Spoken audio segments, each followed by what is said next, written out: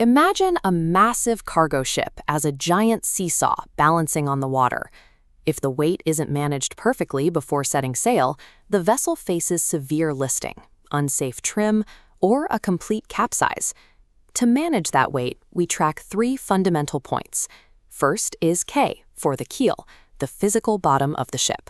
Then we have G, the center of gravity, representing the downward push of all the vessel's weight. Finally, there's M, the metacenter, which is the upward push of the water. The ship stays upright as long as G remains below the pivot point, M. We define the distance between these 2 points as the initial height, or GM. When G is below M, the ship's weight acts as a righting lever, pulling the hull back to the center after a wave hits it. But if the weight is too high and G rises above M, that lever reverses, creating a capsizing moment that pushes the ship further into the tilt until it rolls over. Stability also depends on the water itself. This split screen illustrates what happens when a vessel leaves fresh river water with a density of 1.000 and enters dense seawater at 1.025. Because denser water provides more buoyancy, the ship floats higher. To find the new draft, we multiply the current draft by the ratio of the two densities. For a ship at 2.75 meters in a river, we multiply by 1.000 divided by 1.025. Once the ship reaches the ocean, the draft decreases to 2.68 meters. Since water density changes with the location, a ship's draft will fluctuate even when its weight stays the same.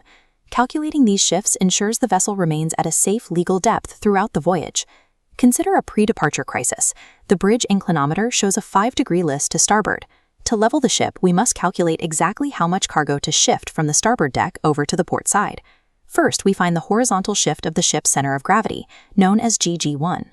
We multiply the tangent of our 5-degree angle by our GM of 0.6 meters, which gives us a shift of 0.0525 meters. We then multiply that shift by the ship's total displacement of 6,000 tons. This reveals a listing moment of 315 ton-meters, pulling the vessel to starboard. To neutralize this, we need an equal moment to port. The crane must move the plates 6 meters to the center and another 6 meters to port, a total of 12 meters. Dividing our 315 ton-meter moment by that 12-meter distance tells us to move 26.25 tons. Transverse stability works like a balance scale.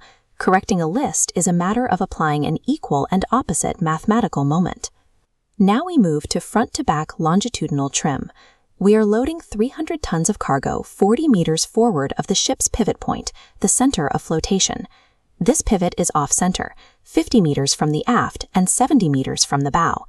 In Phase 1, parallel sinkage, the added weight pushes the entire vessel, sinking deeper into the water equally. We divide the 300 tons by our tons per centimeter value of 25, resulting in 12 centimeters of sinkage for both the forward and aft drafts. Phase 2 is the change of trim. We calculate the forward moment and divide it by the ship's resistance to trimming. This results in a total trim change of 80 centimeters, dipping the bow down. Because the pivot is off-center, that 80 centimeter change is split proportionally. Based on the distances to the bow and stern, the aft draft changes by 0.333 meters, while the forward draft changes by 0.467 meters. Pause here to calculate the final drafts yourself. Use the intermediate drafts and the proportional shifts, but remember that the weight was added forward.